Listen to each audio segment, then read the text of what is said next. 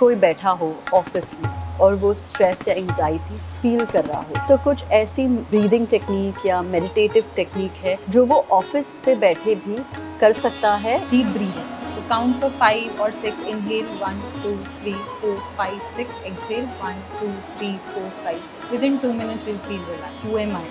हर दिन याद दिलाना, मैं ये शरीर नहीं हूँ, मैं ये मन नहीं हूँ, मैं ये इंटेलेक्ट नहीं हूँ, मैं ये इमोशन नहीं हूँ। गुस्सा है, गुस्सा किसको आ रहा है, बुरा लग रहा है, बुरा किसको लग रहा है, हार्ट ब्रेक हो रहा है, किसका हार्ट ब्रेक हो रहा है। Continuously remind yourself. जैसे बोलते हैं ना हम सन रेज लेना जरूरी है, वैसे ही मून रेज भी लेना जरूरी है। आप मुंबई में रहते हैं, आपने देखा है कि हाई टाइड लो टाइड जो फुल मून न्यू मून पे होता है, इतना बड़ा वाटर बॉडीज को हिला देता है। हमारी बॉडी भी कुछ परसेंट वाटर से बनी है और मून साइकिल का इम्पैक्ट उस वाटर जो हमारी बॉडी में उस पर भी हो रहा है। फुल मून और न्यू मून के समय जो थॉट आपका रहता है जिस तरह का, चाहे वो पॉजिटिव हो या नेगेटिव हो, वो उसको एम्पलीफाई करता है। तो योग में एक वर्ड दिया है मिताहार। मिताहार यानी कि बैलेंस डाइट। तो आपका बैलेंस डाइट कैसा होना चाहिए? 50% फूड, 25% पानी के लिए, 25% एयर के लिए, ताकि वो फूड चर्न हो पेट। हम लोग के यहाँ कहावत है, आपने सुना होगा, जैसा अन्न वैसा माइंड। जो आप खाएंगे वैसा ही माइंड बन जाएगा। जो सिटिंग जॉब है 2 मील भी बहुत है। Don't eat after sunset, because नाभि जो है वो सूर्य से कनेक्टेड है। तो जब सूर्य अस्त हो जाता है सिस्टम भी स्लो हो जाता है। इस बहुत ही बिजी लाइफस्टाइल में,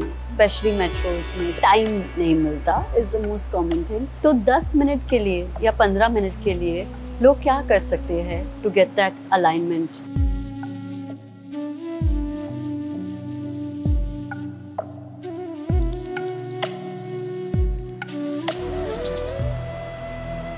आज हम ऋषिकेश में हैं परवीन जी के साथ और ऋषिकेश का एक्सपीरियंस इतना अच्छा रहा है। थैंक यू, आप यहाँ पे हमें टाइम दिए और so excited to chat with you Parveen. Thank you so much Karishma ji, we are very grateful कि आप ऋषिकेश आए हैं। हमने बहुत सारी चीज़ें की है, हमने गंगा स्नान किया है, गंगा आरती की है। I think we are blessed कि हमें ये अपॉर्चुनिटी मिली। Definitely we all are blessed. तो अब हम बैठ के बातचीत करेंगे। चलिए। ठीक है, चलिए। अरे wow, this is so pretty.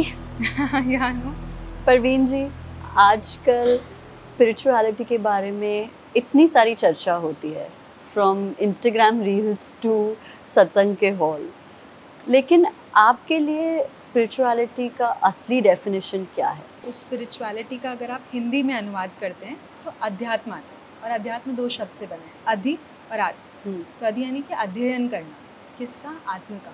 To know कि आप कौन है, रियलिटी क्या है, और माया में इंटैंगल नहीं होना है, उससे ऊपर आना है।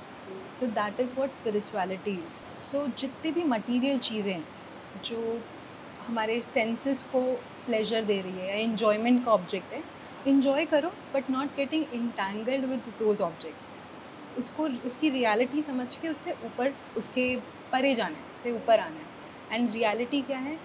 जो कल भी सेम थी, आज भी सेम है और आने वाले कल में भी सेम रहेगी। सो नोइंग अबाउट दैट रियलिटी, और वो वही अध्यात्म, knowing about your true self. Okay, तो अब मैं आपसे कुछ रिचुअल्स कहूँगी जो हम बहुत जनरेशन से करते आए हैं, लेकिन शायद जो ये एपिसोड देख रहे हो या इंस्टाग्राम पे ये कुछ देखते हैं, उनको एक्चुअली साइंटिफिक रीज़न नहीं पता है। साइंटिफिक, स्पिरिचुअल, जो भी रीज़न है, जैसे बड़े लोगों के पैर छूना। सी हमारे यहाँ पे एल्डर्स के, गुरु के पैर छूने का तात्पर्य ये कि एक तो ब्लेसिंग आ ही रही है, दूसरा जब भी आप झुकते हैं तो आप सरेंडर कर रहे हैं, आपका अहम जो है वो झुक रहा है, तो इस वहाँ पर आप सामने वाले को एक ऊंचा दरिया दे रहे हैं। दूसरा, ये हमें ह्यूमिलिटी सिखाता है। सो इसलिए हमारे कल्चर में डीप रूटेड है कि आप बड़ों के, सिर्फ एज में भी नहीं, किसी भी, चाहे वो टीचर हो, कहीं से ज्ञान मिल रहा हो, सबके पैर छूना। दिवाली में दिया क्यों जलाते हैं? To remove the darkness. और डार्कनेस क्या है? हमारा लैक ऑफ नॉलेज, इग्नोरेंस।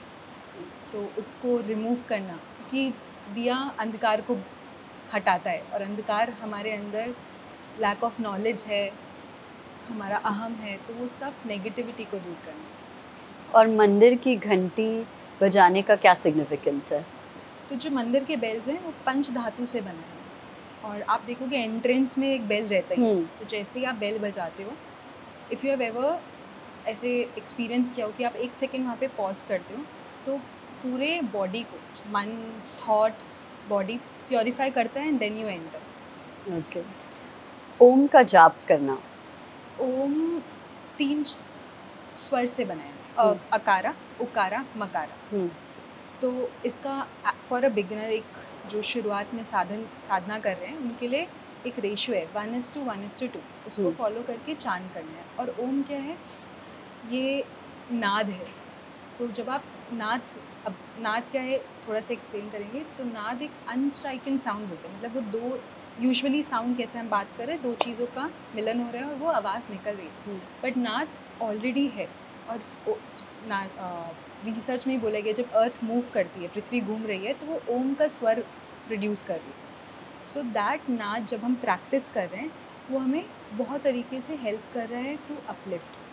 तो एज अ बिगिनर जब आप शुरू कर रहे हो, जैसे मैंने बोला 1:1:2, तो अकारा फॉर लेट्स से 1 सेकेंड आप अकारा चांट करें, 1 सेकेंड उकारा और 2 सेकेंड मकारा। So it goes, you want me to chant? Okay, तो इट विल गो लाइक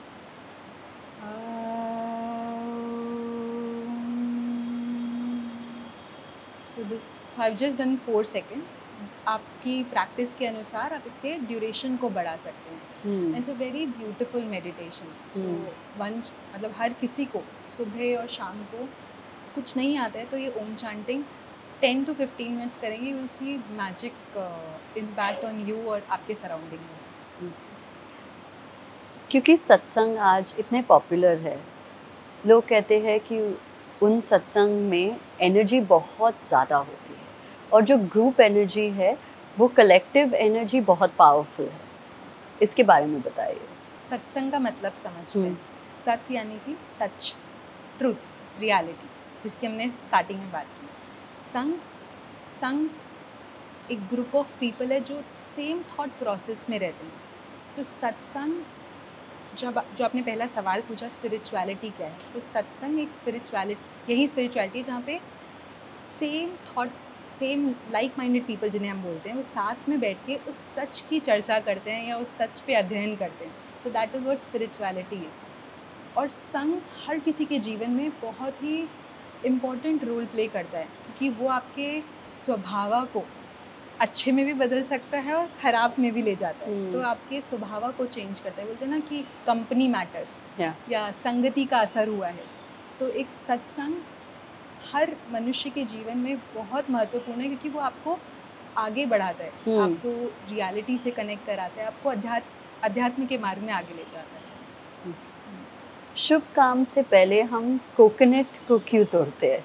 अगर आपने कोकोनट देखा है, तो कोकोनट का जो आउटर शेल है या बाहरी जो आवरण है वो बहुत कठोर होता है और वो रिप्रेजेंट करता है अगेन हमारे अहम को। तो जब भी आप कोकोनट ब्रेक कर रहे हो, आपके अहम को ब्रेक कर रहे हो। और शुभ कार्य से पहले क्यों?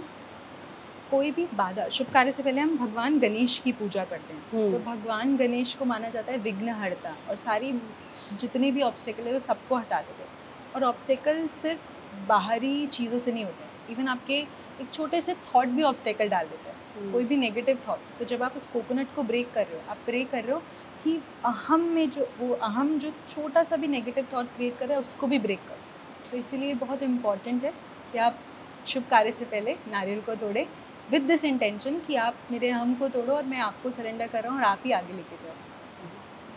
तुलसी के पेड़ को हम घर पे क्यों रखते हैं? हम तुलसी के सामने ही है। हाँ। इफ़ यू अभी हम जैसे बैठे हैं, आपने रियलाइज़ होगा एक पॉजिटिव वाइब रहता है। और तुलसी का पेड़ साइंस के हिसाब से समझे तो हाईली मेडिसिनल प्रॉपर्टी है इसमें। इसको आप ग्रहण भी कर सकते हैं, इसको आप किसी चीज़ में डाल सकते हैं। इनफैक्ट ग्रहण के टाइम पे, सूर्य ग्रहण या चंद्र ग्रहण के टाइम पे कहा जाता है इसके पहले, ग्रहण लगने से पहले आप तुलसी डाल दो तो वो चीज़ का उस ग्रहण का उस वस्तु पर कोई नेगेटिव इम्पैक्ट नहीं होगा। It is that highly charge और highly medicinal property it has. तो तुलसी का पौधा घर पे रखने से सिर्फ हमारे लिए नहीं, इवन घर के वातावरण में शुद्धि होती है और कोई भी नकारात्मकता को वो प्रवेश नहीं करने देता। तो पहले भी और आज भी अगर आप गांव में जाओगे, हर घर के आंगन में आप तुलसी मैया को आपको मिलेगी। हाँ, हम एक ऐसे टॉपिक पे चर्चा करेंगे जो टैबू भी है लेकिन बहुत ही इम्पॉर्टेंट बात भी है, जो है पीरियड्स, मेंस्ट्रुअल साइकिल। तो कुछ मंदिर में लेडीज़ को एडवाइस है कि एंटर ना करें, लेकिन कुछ ऐसे मंदिर है जैसे कामाख्या और अलग देवी के मंदिर जो इसे एक सोर्स ऑफ स्ट्रेंथ मानती है। तो इस पे ये डिस्पैरिटी क्यों? अगर आप पीरियड्स की बात करते हैं, यूजुअली लोग एक टैबू बना दिए कि इम्प्योर है, कुछ इम्प्योरिटी नहीं है। There is a science behind कि वो क्यों नहीं जाने दे रहे। और कामाख्या मंदिर अपने आप में एक एग्जाम्पल है जो सेट कर रहा है कि फॉर अस टू अंडरस्टैंड कि पीरियड ब्लड, या अगर आपने देखा है मंदिर में कोई मूर्ति नहीं है, वहाँ योनि की पूजा की जा रही है, जो हमें कहीं ना कहीं सोर्स ऑफ क्रिएशन से कनेक्ट कर रहा है, क्योंकि शक्ति से ही सब है। शक्ति के बिना इवन शिव भी नहीं। आपने एक फ़ोटो देखी जहाँ पे काली माँ शिव भगवान के ऊपर पैर रख के खड़े हैं। So which is again the representation की शक्ति वो क्रिएशन है, वो सोर्स है जहाँ से सब आया है। तो व्हाट आई पर्सनली बिलीव कि अगर किसी मंदिर में नहीं जाने दे रहा, respect that rule. Instead of आप उसको प्रोटेस्ट करो या अपोज करो या आप बोलो कि नहीं जाना है, you should respect. But same time सबको समझना भी है कि it's not impure, because everything is his creation. तो कुछ प्योरिटी या इम्प्योर सब सेम ही है। तो instead of that you should respect that. Plus during period at that time energy बहुत ज़्यादा for a female it's very sensitive. So at that time meditation and chanting help a female to grow. तो जैसे कामाख्या मंदिर में periods को एक source of strength माना जाता है और सेलिब्रेट भी किया जाता है, उसके पीछे क्या स्टोरी है? तो जो शक्तिपीठ की हम बात करते हैं, वन ऑफ द शक्तिपीठ है माँ कामाख्या। तो आपने वो स्टोरी सुनी है जब माँ पार्वती सती, जब वो अपने आप को यज्ञ कुंड में आहुति दे देती हैं खुद की, तो उस समय भगवान शिव उनका शव लेकर के पूरी सृष्टि में घूमते हैं और अलग अलग जगह उनके पार्ट्स गिरते हैं। जब विष्णु भगवान सुदर्शन चक्र से उनकी बॉडी को काटते हैं ताकि शिव भगवान शांत हो जाए, तो उस समय जो योनि है माँ की, वो इस क्षेत्र में गिरती हैं कामाख्या। तो यहाँ पर माँ के योनि की पूजा करते हैं, और जो कामाख्या स्पॉट है वहाँ पे तांत्रिक पूजा ज़्यादा होती है। तो आपको बहुत सारे तांत्रिक लोग दिखेंगे जो वहाँ पे अपनी साधना करते हैं, because that is very highly charge spot. तो जब भी आप कामाख्या जाओ, इवन अगर आपको कोई पूजा नहीं आती, you just sit there, you will actually have this feeling of motherly love कि she is holding you, she is there, that motherly feeling you will get there. So it's a very powerful spot. तांत्रिक पूजा क्या होती है? क्योंकि आपने अभी mention किया तो मैं पूछ ही लेती हूँ। सो तंत्र विद्या की जो साधना करते हैं, दैट इज़ तांत्रिक। आई एम नॉट इनटू तंत्र साधना, तो मैं आपको एग्जैक्ट आंसर नहीं दूंगी, but again there are different practices in tantra sadhana, and for a sadhak to get into their practice, उनको ऐसे स्पॉट जो बहुत हाईली चार्ज्ड हैं, जहाँ उनकी साधना सफल हो और जहाँ साधना का उन्हें फल मिले, तो वो ऐसे स्पॉट कुछ सिलेक्ट करते हैं जहाँ पे वो साधना कर पाएँ। सो तांत्रिक साधना अगेन द जिसमें वो तंत्र विद्या का करते हैं, which I am not into it. जब हम फेमिनिन एनर्जी की बात करते हैं, वो सिर्फ औरत में नहीं होती। क्या ऐसी कोई प्रैक्टिस है या क्या मर्द को ये एनर्जी अपने में उत्साहित करनी चाहिए? ऐसे कॉन्सेप्ट जो फेमिनाइन या मस्कुलाइन है, ये एक मिथ है, और ये कॉन्सेप्ट ह्यूमन क्रिएटेड है। एक्चुअल में कुछ भी मस्कुलाइन फेमिनाइन नहीं है। इनफैक्ट हठ योग की प्रैक्टिस में ईड़ा पिंगला की बात की गई, और ईड़ा पिंगला क्या है, वो हमारे अंदर ही है, जिसको आप शिव शक्ति बोलो, हर इंसान के अंदर है। चाहे फिर वो एक पुरुष का शरीर हो या चाहे एक स्त्री का शरीर, एक एक्सटर्नल है, बट हर किसी के अंदर ईड़ा पिंगला है।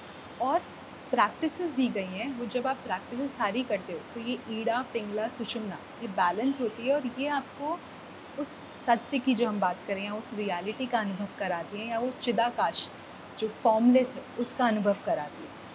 तो एज अ योगी या एज अ साधक हमें ये मस्कुलाइन और फेमिनाइन के ऊपर जाना, एंड दैट इज़ पॉसिबल जब आप इसको समझेंगे, आप ये साधना रेगुलरली करेंगे, यू विल एक्चुअली रियलाइज।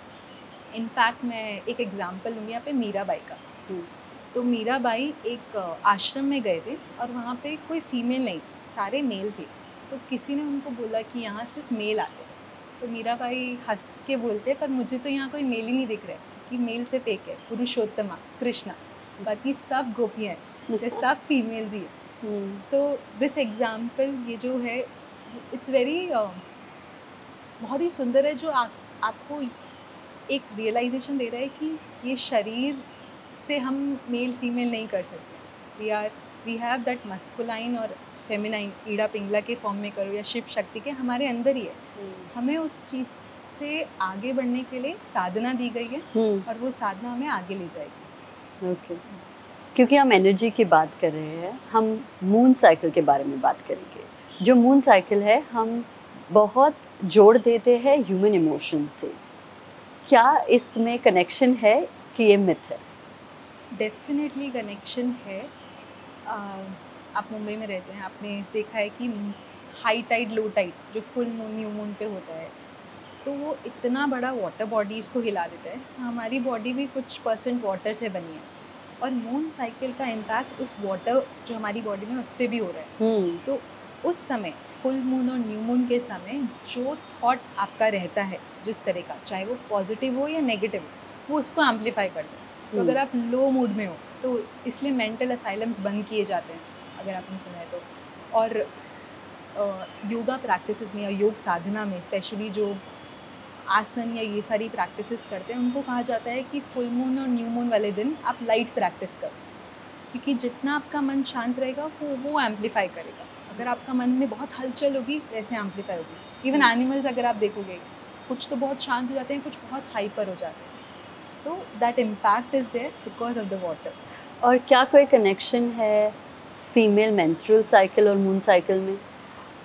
अगर आप नंबर्स देखो तो ऑलमोस्ट 29.5 ऐसे डेज, मैं लूनर कैलेंडर की बात नहीं कर रही हूँ, पर अपना अगर दृक पंचांग के हिसाब से आप समझो तो 29.5 डेज होता है मून साइकिल का, और सिमिलर 29.3 या 29, 30 हमारा भी वो नंबर होता है मेंस्ट्रुएशन साइकिल का। और वो इम्पैक्ट इतना जैसे सेम आपके इमोशन पे है, सिमिलर इम्पैक्ट आपके मेंस्ट्रुएशन साइकिल पे रहता है। अब ड्यूरिंग दिस टाइम जैसे किसी को मान लो कंसीव करना है, तो दे चेक कि वो न्यू मून पे साइकिल हो रही है कि फुल मून पे हो रही है, और उस तरीके से उनके शरीर पर असर होता है। जैसे अगर किसी को न्यू मून के टाइम पर पीरियड्स आते हैं तो उनको बॉडी में लो लगेगा, मे बी क्रैम्प ज़्यादा हो सकते हैं। सेम अगर फुल मून पे आते हैं तो they will feel more healthier and उनको उतना पेन या डिफ़िकल्टीज़ नहीं होगी। Lot of females have experience, in fact I myself have experienced during the full moon and new moon to understand कि कैसे मून का इम्पैक्ट हो रहा है। तो किसी को अगर कंसीव करना होता है तो आइडल है कि अगर उनका साइकिल न्यू मून से कनेक्ट हो, क्योंकि फुल मून के टाइम पे एनर्जीज हाई होती है एंड दैट टाइम अगर वो कंसीव करते हैं it is very helpful for them. So थोड़ा इस चीज़ से कनेक्शन है, बट हाँ ये डेज वाइज भी कनेक्शन है। ओके, जैसे आपने फुल मून की बात की, जो मैनिफेस्टेशन है और ये फुल मून रिचुअल है, बहुत ही पॉपुलर हो गए हैं। I don't know whether it's a thing और इसमें कोई साइंस है, लेकिन ये ज़रूर पता है कि जो मून साइकिल होती है उसका हम यूटिलाइज कर सकते हैं to better our lifes, to better our healing, for our overall growth. क्या ऐसे कुछ रिचुअल्स है जो हम अलाइन कर सकते हैं मून साइकिल के साथ टू बी मोर फुलफिल्ड? पहले मैनिफेस्टेशन की अगर बात करें तो इट्स अ बहुत सिंपल वर्ड में बताऊंगी, मुझे कुछ चाहिए और मैं उसको मैनिफेस्ट कर रही हूँ, इसका मतलब है मैंने उस चीज़ को भगवान के ऊपर रख दिया, एक ऑब्जेक्ट को मैं भगवान के ऊपर रख दिया। सरेंडर नहीं, मैं फॉर एग्जांपल मुझे ये पॉट चाहिए, हाँ, तो मेरी जो इच्छा है ये पॉट पाने की है, ये एक ऑब्जेक्ट है। मेरी इच्छा भगवान पाने को भी हो सकती है, मैं उधर भी, पर मैंने इस ऑब्जेक्ट को भगवान से ऊपर रख दिया, तो which is a wrong concept. तो अगर रिचुअल्स की बात करें, आप अगर देखेंगे सनातन धर्म में या भारत में जितने त्यौहार हैं वो सारे मून बेस्ड है।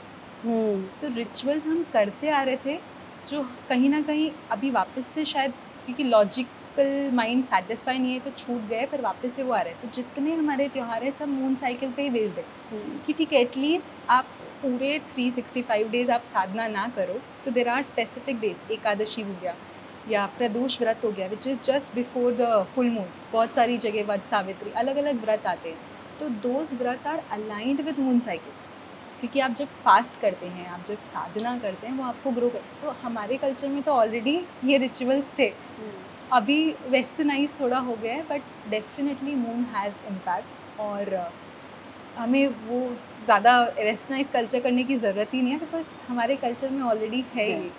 तो हम क्या प्रैक्टिस कर सकते हैं? What is the simplest practice जो कोई भी फुल मून जैसे एकादशी हो या कोई और ऑस्पिशियस जैसे हम ये ट्रैक करें मून साइकिल, वो हम क्या कर सकते हैं? स्पेशली न्यू मून के आसपास।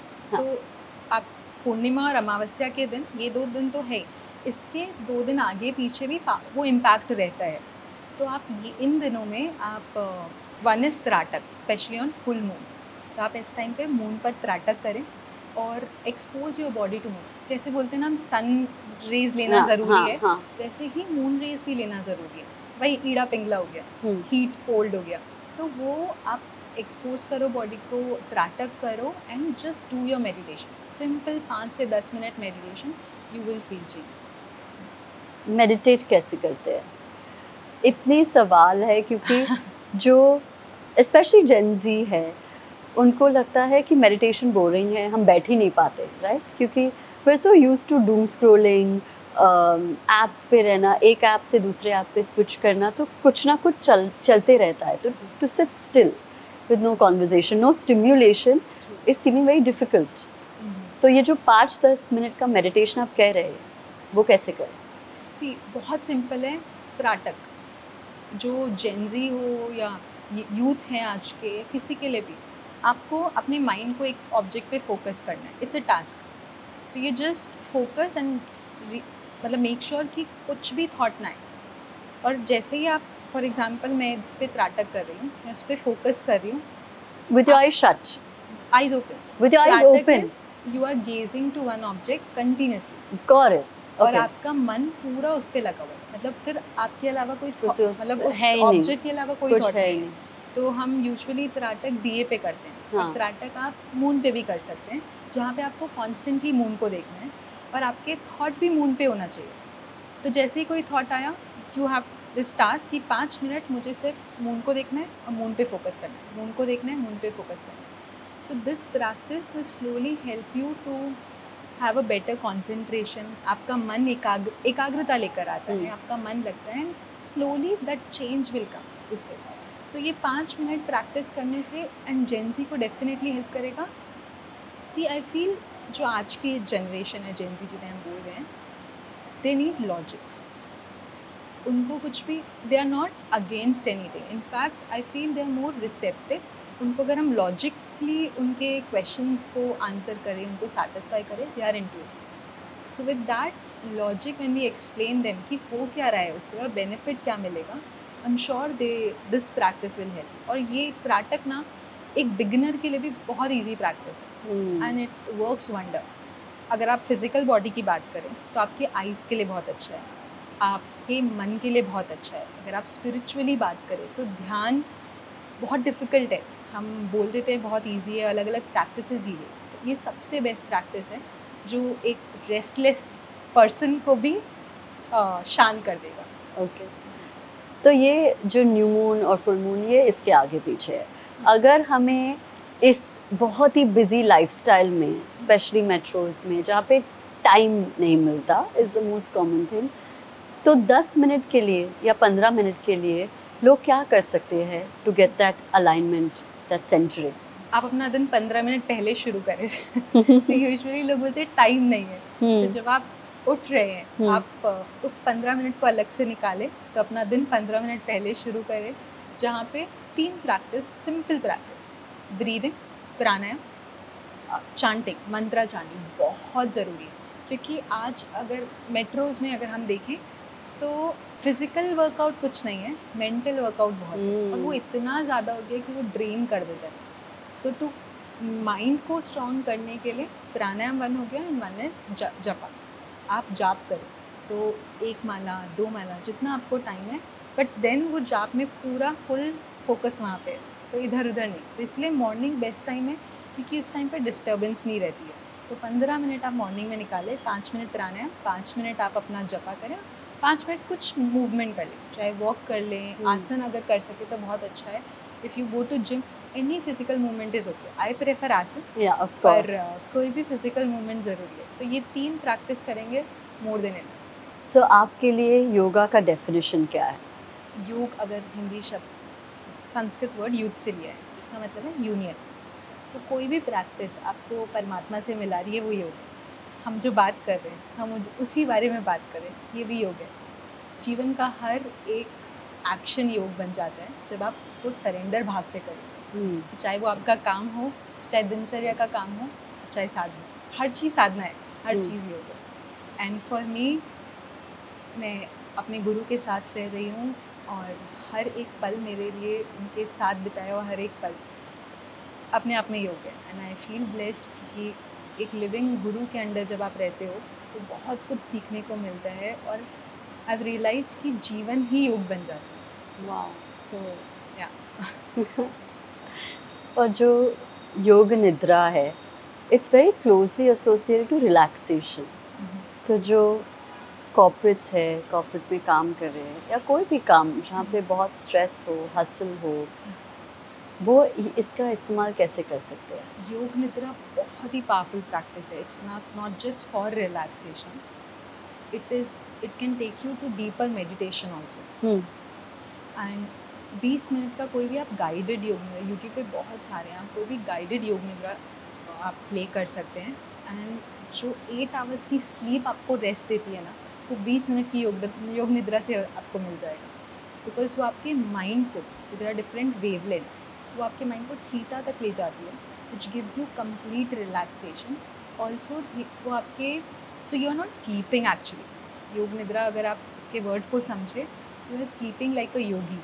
मतलब आप अवेयर हो अपने सराउंडिंग में, पर आपका मन और आपका शरीर एकदम शांत है। सो दैट इज़ व्हाट योग निद्रा इज। जिनको नहीं पता कि योग निद्रा क्या है, आप उन्हें एक्सप्लेन कीजिए कि वो कैसे कर सकते हैं।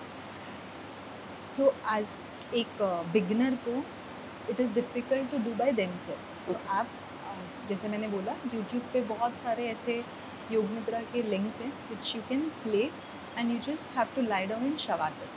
सो स्ट्रेट बॉडी में with palms facing up, body एकदम रिलैक्स शवासन में आपको ले जाना है। And just play that and start with 20 minutes to 30 minutes of Yoga Nidra. जिनको नींद नहीं आती है तो रात को सोने से पहले जस्ट प्ले दैट योग निद्रा एंड गो टू स्लीप। वाह। और अगर किसी को एक योगा रूटीन जो बहुत ही सिंपल करना हो ऑफिस जाने से पहले, या जिस जनरली अपने लाइफस्टाइल को एलिवेट करने, तो वो योगा रूटीन क्या होगी जो कोई भी कर सकता है कहीं पे भी? सो 2 प्रैक्टिस मैं बोलूँगी, एक फिज़िकल प्रैक्टिस और एक आपका मेंटल प्रैक्टिस। फिज़िकल प्रैक्टिस में आप minimum half an hour to 40 minutes निकालिए और यह आसन प्रैक्टिस बहुत ज़रूरी है। क्योंकि आपने देखा है मेट्रो लाइफ कैसा है, बॉडी को मूवमेंट ही नहीं मिल रहा है। So which is very important. Second, pranayama, क्योंकि ब्रेथ और माइंड कनेक्टेड है, तो pranayama is must. And third, mantra chanting. So this is for physical body plus mental body. दूसरा, ओनली फॉर मेंटल बॉडी, अध्ययन, कोई भी स्पिरिचुअल बुक का अध्ययन, प्लस पतंजलि ने अष्टांग योग की बात की। मैं पूरा अष्टांग योग नहीं बोलूँगी, but first 2 which is yama and niyama, code of conduct जिसे बोलते हैं, जो सेल्फ के लिए एंड फॉर सोसाइटी। तो वो आप समझें और उसको प्रैक्टिस करें, it will change your life. तो हम खाने की बात करते हैं अभी, क्योंकि लोगों को लगता है कि ये डिस्कनेक्टेड है, but to live a holistic yogic life और a healthy life, food plays a very important part. Very true. और आज इतना सारा प्रोसेस्ड पैकेज्ड फूड और जो क्विक डिलीवरी होती है, वो खाना सिर्फ टेस्ट बड्स के लिए होता है, बॉडी के लिए नहीं। तो आप इस विषय पर क्या एडवाइस देंगे जो देख रहे हैं कि वो एक बैलेंस्ड मील की तरफ एक स्टेप ले? तो योग में एक वर्ड दिया है, मिताहार। मिताहार यानी कि बैलेंस डाइट। तो आपका बैलेंस डाइट कैसा होना चाहिए? 50% फूड, 25% स्पेस आपके पानी के लिए और 25% स्पेस एयर के लिए, ताकि वो फूड चर्न हो पेट में। हाँ। So that concept you should have जब भी आप खाना खा रहे हैं। ऑफ कोर्स प्रोसेस फूड और ये सारे फूड्स बॉडी के लिए हेल्दी है भी नहीं, और हम लोग के यहाँ कहावत है, आपने सुना होगा, जैसा अन्न वैसा मन। जो आप खाएंगे वैसा ही माइंड बन जाएगा। तो जब भी आप खाना खा रहे हैं, पहली चीज़ आप ये मिताहार कॉन्सेप्ट को ध्यान में रख करके खाएं। Of course not, it is difficult बहुत सारे लोगों के लिए आज फ्रेश घर का खाना खाना है। तो जो भी आप खाओ माइंडफुल खाओ, उतना खाओ जितनी ज़रूरत है, क्योंकि बहुत बार स्ट्रेस ईटिंग भी हो रही है। तो आई वुड से कि मिताहार कॉन्सेप्ट को मन में रख करके आप भोजन करें। तो आपके हिसाब से एक आइडियल थाली क्या होगी? सेम मिताहार, जिसमें आपका भरपूर जो भी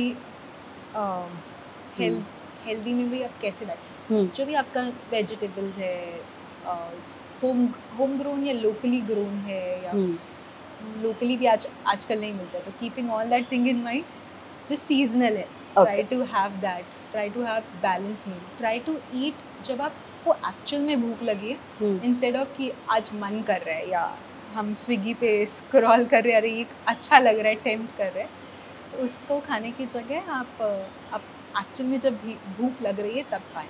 and there is also one thing, हमारे शरीर को 2 मील बहुत है, so which is we are also practicing ashram में भी कि हम 2 मील खाओ, क्योंकि 2 मील से ज़्यादा बॉडी को ज़रूरत ही नहीं है। अनलेस आप एथलीट हैं या आप स्पोर्ट्स में हैं, आप ऐसे किसी ऑक्यूपेशन में हैं जहाँ फिजिकल बॉडी बहुत ड्रेन हो रही है, जो सिटिंग जॉब है 2 मील भी बहुत है। बट आई विल नॉट से कम टू 1 मील, तो 2 मील तो आप करो सुबह और शाम को। And don't eat after sunset. After sunset, या don't eat after sunset, because your body, यहाँ लाइक नाभि जो है वो सूर्य से कनेक्टेड है, तो जब सूर्य अस्त हो जाता है सिस्टम भी स्लो हो जाता है, तो you should give rest to your system after sunset. You can practice this mitahara and 2 meals, और इवन 3 मील कर रहे हो तो सनसेट के बाद, so this will help. Simple, या वेरी सिंपल। लेकिन ऐसे भी है कि बहुत लोग कहते हैं कि we actually need only 1 meal a day, उससे ज़्यादा चाहिए ही नहीं body. Very true. So is that what you follow? How many meals do you eat? We eat 2 meal. You eat 2 meal? Yeah, we eat 2 meal, but our breakfast is very light with fruits and all, and we have early dinners, so that we do. Or there is this concept, yogi eat only 1 meal, bhogi, the one who loves eating, वो 2 meal खाते हैं, then 3 meal जो खाते हैं रोगी, ऐसे ही जो ज़्यादा खा रहे हैं 3 से प्लस, जो बीच में मिडिल स्नैक्स वगैरह चल रहा है, भी मतलब लंच और डिनर के बीच में 5 o'clock चाय, द्रोही means criminal, so they are doing crime to their body and to nature. Oh my god. So we should be mindful what we are eating and how many times we are eating. तो आपके हिसाब से वो एक ऐसा ingredient कौन सा है या डिश या जो भी which is really harming us लेकिन बहुत ही पॉपुलर है? Any processed or packet food. Any processed or packet food. जितना हम natural fresh खाएंगे उतना that impact our body. Fresh में ये नहीं बोल रही कि हर मील आप which is not possible, पर अगर आज का खाना है we can try to finish it. So that is something which is very harmful. कोई भी पैकेट में कुछ भी है, चाहे वो ready to cook है, packed one, हम it should be try जितना हो सके avoid. Okay. अभी हम एंग्जाइटी और स्ट्रेस के बारे में बात करते हैं, जो काफ़ी ज़्यादा बढ़ गया है। There are so many stats which show a पूरा स्पाइक जो हुआ है, और ये बहुत सारी चीज़ें से रिलेटेड है, लेकिन है। तो अगर कोई बैठा हो ऑफिस में और वो स्ट्रेस या एंग्जाइटी फील कर रहा हो, तो कुछ ऐसी ब्रीदिंग टेक्निक या मेडिटेटिव टेक्निक है जो वो ऑफिस पे बैठे भी कर सकता है और he will feel relieved? Definitely deep breathing, जितना सेकेंड आप ले सकें, तो काउंट फॉर 5 और 6, inhale 1 2 3 4 5 6, exhale 1 2 3 4 5 6, within 2 minutes you'll feel relaxed. Just deep breathing. और कोई जो ऑलरेडी प्राणायाम कर रहे हैं, do 1 1 1 means 6 second inhale, 6 second hold, 6 second exhale. So बहुत किसी को अटैक आता है, panic attack, anxiety attack, inhale exhale 6 second, I am just giving an example, but equal ratio में फॉलो करना है. तो जस्ट काउंट 5 और 6 जितना आप ले सकते हैं, एक्सहेल से. तो this is best practice. Okay. और अगर किसी को बहुत सारा गुस्सा आता है, hold your breath. hold it. Hold your breath. Okay. So say you're in the middle of a very angry conversation, you're texting, what should one tell themselves कि should they say hold your breath or how do you give that reminder, right, कि breath hold करना है? See, जब instead of the moment you feel you want to react, hold your breath. Okay. And then release and take a deep breath in and deep breath out. Automatically, that reminder they have to continuously set.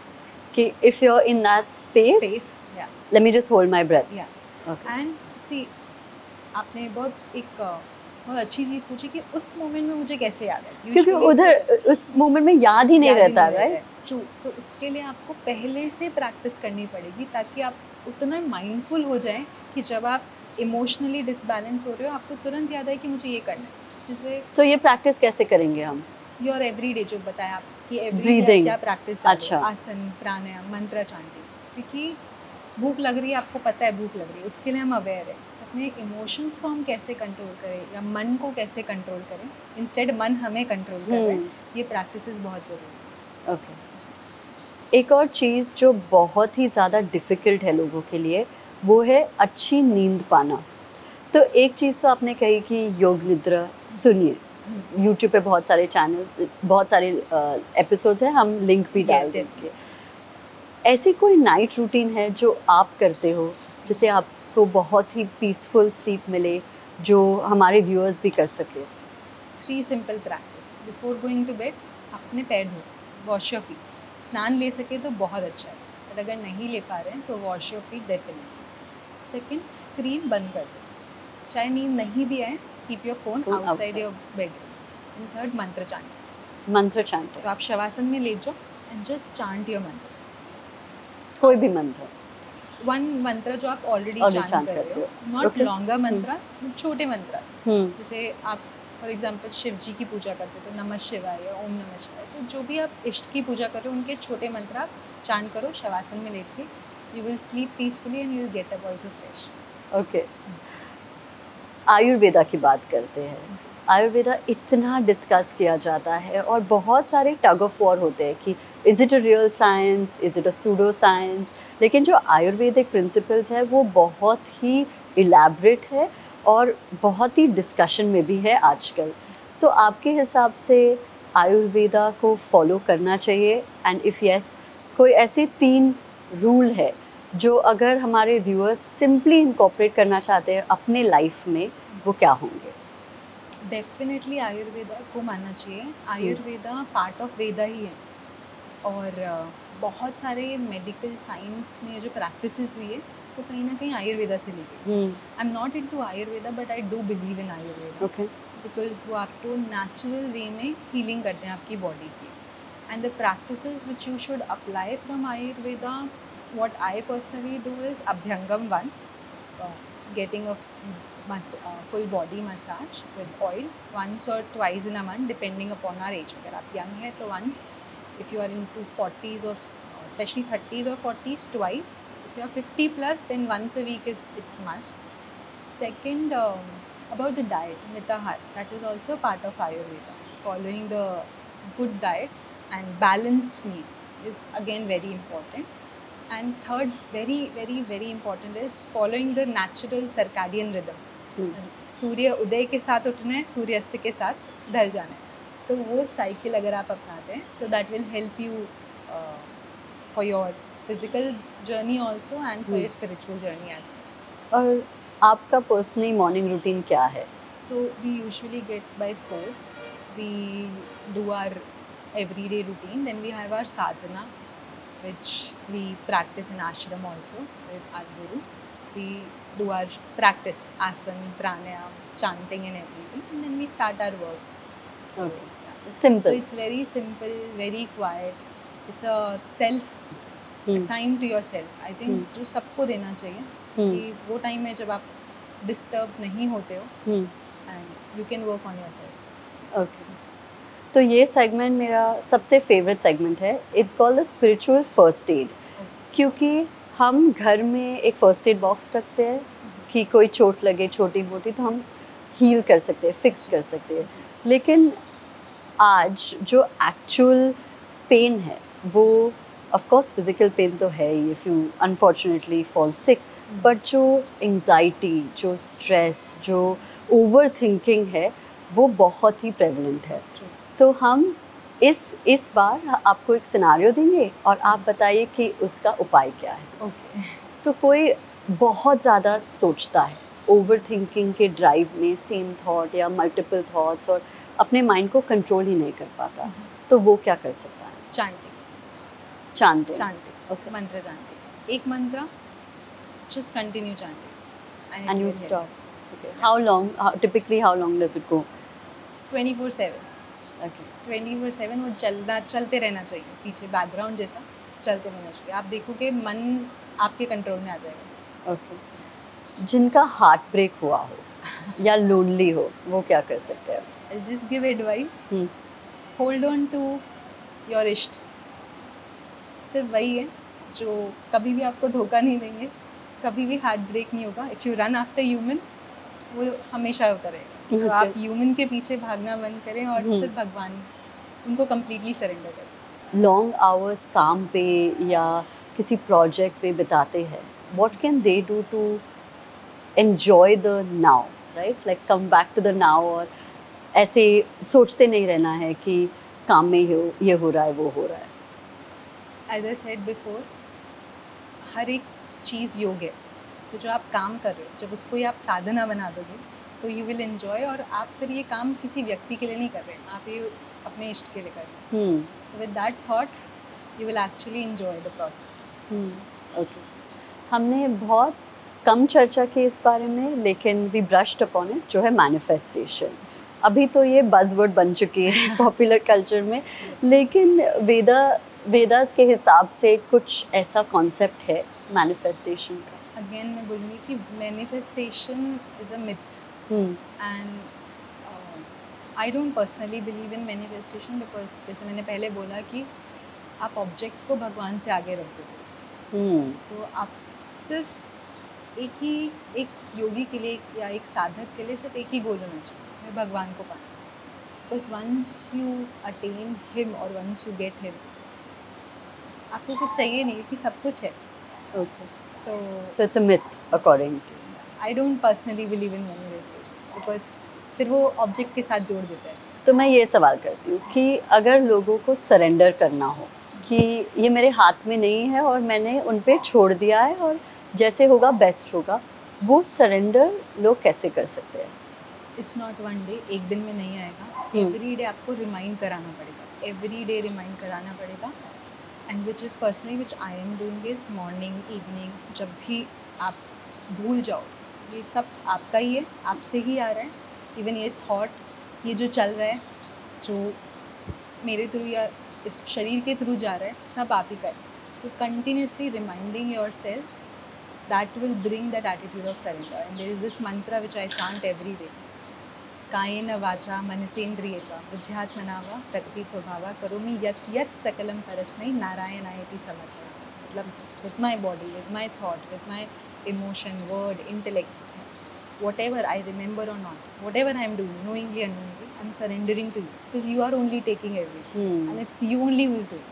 So I am just an object. So this, Beautiful. you have to remind yourself again and again and again. It's not one day thing, it's very difficult. You'll be tested. आपको ऐसी situation में डाल देंगे, but जितना बार बार आप करोगे उतना surrender है। तो अब हम सनातन धर्म और हिंदुइज्म के बारे में बात करते हैं। लोगों को लगता है कि वो एक है, it's the same thing, is that true? या इट इज सेम। हिंदुइज्म एक नाम दे दिया गया है, but there is nothing called actually Hinduism, it's Sanatan Dharma only what we are following. Sanatan Dharma क्या है? जो एटर्नल है, जो चलता आ रहा है, और उसकी कोई बिगनिंग नहीं है, कोई एंड नहीं। That is what Sanatan is. And धर्म अगेन आपका जो भी हम प्रैक्टिस कर रहे हैं उसके अंदर, so that is what it is. और बहुत लोग समझते हैं कि आज हम कलयुग में हैं। आपके इस पे क्या ओपिनियन है? आपको यहाँ से कैसी दिख रही है गंगा? सुंदर दिख रही है। आप नीचे जाओगे, कुछ स्पॉट आपको दिखेंगे जहाँ पे कचरा दिखेगा। तो again it's in your mind. जब आप इसको एक योगी की नज़र से देखोगे तो वो सब मन में है। देयर इज नथिंग कॉल्ड कलयुग, और वही हमें समझना है ठीक है, मेंटल फिजिकल प्लेन में है, सब चल रहा है, डिकंस्ट्रक्शन हो रहा है, बहुत सारी चीज़ें जो एथिकल नहीं है चल रही है, वो सब कलयुग का ही पार्ट है। पर अगर आप एक योगी के व्यू पॉइंट से देखोगे तो गंगा सुंदर दिख रही है, तो सब कुछ उसी की है। और हम कहते हैं ना, उसकी मर्ज़ी से तो पत्ता भी नहीं हिल सकता। तो it's we have to come beyond this thought of Kalyug. So I feel we should not get into कि अभी कलयुग है कि क्या है। हमें सिर्फ जो कार्य है या हमारा जो कार्य है उसको जानना है, हम कौन है उसको जानना है और आगे बढ़ना है।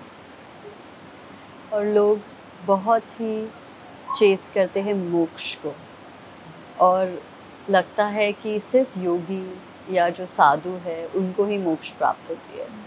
क्या जो ऑर्डिनरी इंसान है, जो मतलब माउंटेन्स में मेडिटेट नहीं कर रहे हैं, जो हिमालय में जाके ऐसे समाधि नहीं ले रहे हैं, कैन दे अचीव मोक्ष?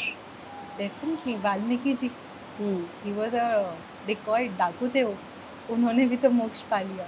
तो ऐसा नहीं है कि एक योगी जो, ये हमारा मिथ है कि आप जब सब छोड़ दोगे, पहाड़ों पे जाके बैठोगे तभी आपको मोक्ष मिलेगा। ऐसा बिल्कुल भी नहीं है। इनफैक्ट वेदों में एक हाउस होल्डर के लिए, जो गृहस्थ आश्रम में ले रहे हैं उनके लिए भी प्रैक्टिस दी गई है, और जो संन्यास आश्रम में है, जो संन्यास के पद पे, उनके लिए भी अलग प्रैक्टिस दी गई है। तो हर किसी के लिए मोक्ष। और जैसे जैसे आप साधना करोगे, डजेंट मैटर आप कैसे जी रहे हो, आपकी साधना क्या है, मोक्ष हर किसी के लिए। इतना अच्छा एपिसोड रहा है और काफ़ी अलग भी रहा है, बिकॉज वी स्पोकन अबाउट बहुत सारे टॉपिक्स कवर हो चुके हैं। लेकिन अगर आपको, जो व्यूअर्स आपकी बात सुन रहे हैं, उनको एक एडवाइस देनी हो, वो क्या होगी? हर दिन अपने आप को याद दिलाओ, जो रमना महर्षि जी का जो कोट है कि हु एम आई, तो हर दिन याद दिलाओ, मैं ये शरीर नहीं हूँ, मैं ये मन नहीं हूँ, मैं ये इंटेलेक्ट नहीं हूँ, मैं ये इमोशन नहीं हूँ। प्रैक्टिसिंग ये जो चीज़ है, इसको एवरी डे प्रैक्टिस करो। तो चाहे गुस्सा है तब बोलो, गुस्सा किसको आ रहा है, मैं तो ये शरीर नहीं, बुरा लग रहा है, बुरा किसको लग रहा है, हार्ट ब्रेक हो रहा है, किसका हार्ट ब्रेक हो रहा है। Continuously remind yourself this. So beautiful. Thank you Praveen ji, it was you, so Karishma ji. Beautiful. Thank you so much, आपने ये किया, एंड आई एम श्योर जो भी देखेंगे they will take back something very important with them. Thank you so much, Rishikesh, and we had this beautiful thing. So thank you so much. Hari Om Tat Sat. Thank you. We hope this episode added value to your lives. Join the Realign movement. Like, share, and subscribe to our channel, and we'll see you in the next one.